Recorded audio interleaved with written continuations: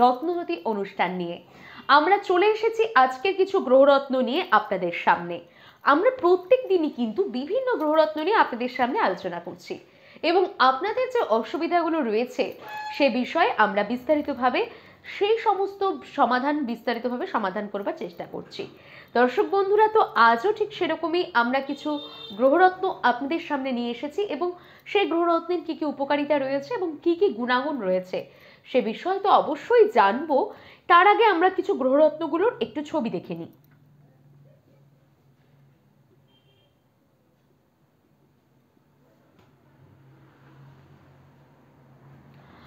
আজ আমরা এই সমস্ত গ্রহরত্ন নিয়ে কিন্তু আপনাদের সাথে আলোচনা করব এবং এই গ্রহরত্নের কী কী উপকারিতা এবং কী গুণাগুণ রয়েছে, কেন এই গ্রহরত্নগুলো ধারণ করবেন এবং কী কী কারণে ধারণ করবেন সে বিষয়ে কিন্তু আমরা আপনাদের সামনে আজ আলোচনা করব। তো চলুন প্রথমেই জেনে নিই আমাদের আজকের প্রথম গ্রহরত্ন। এই গ্রহরত্নের নাম এবং এই গ্রহরত্ন কেন ধারণ করব সে বিষয়ে একটু বিস্তারিতভাবে আমরা জেনে নিচ্ছি। এর নাম ফিরোজা আছে, এর নাম ফিরোজা আছে।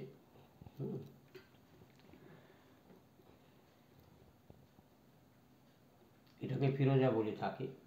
ফিরোজা রত্ন একে সোলেমানি রত্ন বলে থাকে। সোলেমানি রত্ন ধারণ করলে অনেকের সর্বকর্মে মানে প্রত্যেকটা কাজে হওয়া কর্মগুলো হচ্ছে না, তা এই সাবজেক্টের উপরে যদি সোলেমানি রত্ন ধারণ করে থাকে তাহলে সেই সোলেমানি রত্ন ধারণ করলে তাদের অনেক সময়ে মানে দেখা যাচ্ছে যে অনেক ধরনের অনেক দামি রত্ন কাজ করে না, আবার অল্প পয়সায় অল্প দামি জিনিসও কাজ করে যায়।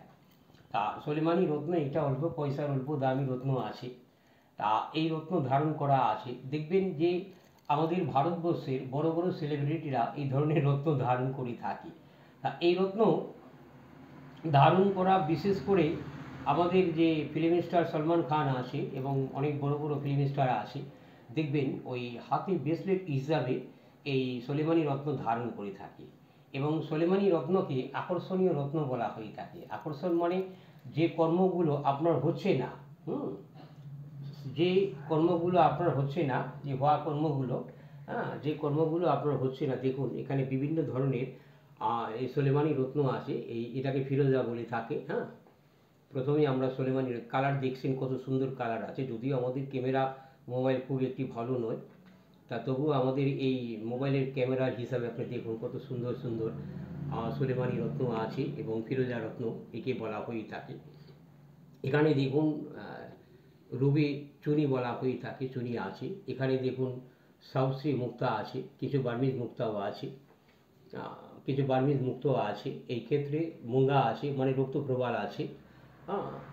और এখানে গোমেদা আছে, और এখানে ইমেথিস भी আছে, পোকরাস भी আছে।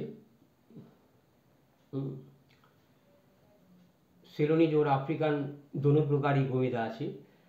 আর সোলেমানি রত্ন একটা দেখুন ইটালিয়ান রত্ন আছে, একটা ইরানি রত্ন আছে,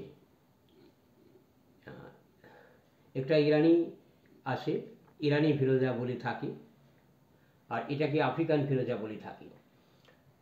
ফিরোজা আমাদের কাছে মোট 3 প্রকারের পেয়ে যাবেন। 3 প্রকারের ফিরোজা হলে এর মধ্যে সেলিব্রিটিটা সবচেয়ে পড়ে থাকে যেটা ইরানি সোলেমানি রত্ন যেটা আছে, ইরানি ফিরোজা বলে থাকে। দেখুন এগুলোকে ইরানি ফিরোজা বলে থাকে।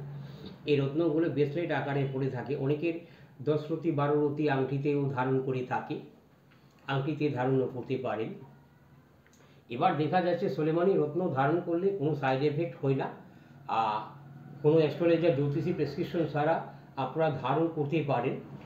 তা এবার এই ধরনের রত্ন ধারণ কিভাবে আপনারা করবেন, এটা বৃহস্পতিবার এবং সোমবার মানে সপ্তাহে 2টা বার আপনারা এই রত্নটা ধারণ করতে পারবেন। বৃহস্পতিবার ও সোমবার ধারণ করলে দেখা যাচ্ছে আপনার ভাগ্য পরিবর্তন হচ্ছে না, যে কোনো কর্ম হতে হতে হতে থেমে যাচ্ছে, আপনি কোনো অ্যাস্ট্রোলজার প্রেসক্রিপশন ছাড়াই আপনারা ধারণ করতে পারেন।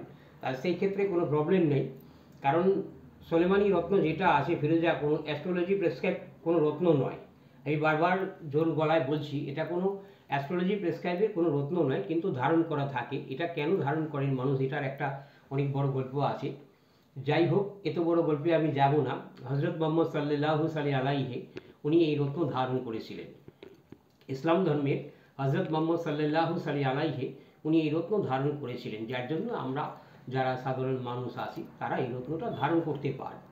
দুটা রত্ন ধারণ করেছিলেন, একটা সুলেমানি হকিক আছে, ওর একটা ফিরোজা আছে, যার জন্য আমরা এই হজরত মোহাম্মদ সাল্লাল্লাহু আলাইহি উনি ধারণ করেছেন বিধায় আমরা ব্যক্তিরা ধারণ করি, অর্থাৎ আকর্ষণ শক্তির ক্ষমতা এই সুলেমানি রত্নতে আছে।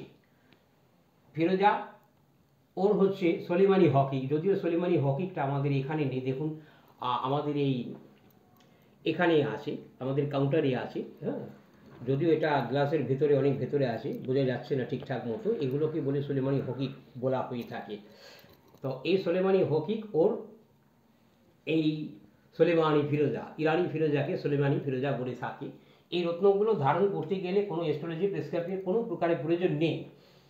আর সবচাইতে বড় মানে আনন্দের বিষয় হচ্ছে এই রত্ন কোনো প্রকারে ভুল করে মানুষ পরে ফেললে কোনো সাইড এফেক্ট হয় না।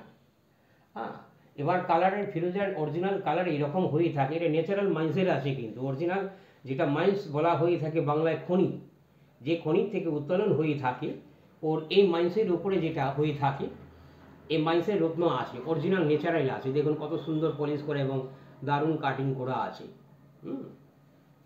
এটা আছে ইরানি ফিরোজা, ওর এটা আছে আফ্রিকান ফিরোজা। দুটাই ন্যাচারাল আছে, একটা একটু কম দামি আছে, একটা একটু বেশি দামি আছে। এটা দেখুন মুঙ্গা আছে, অর্থাৎ যেটাকে রক্তপ্রবাল বলা হয়ে থাকে। এই রক্তপ্রবাল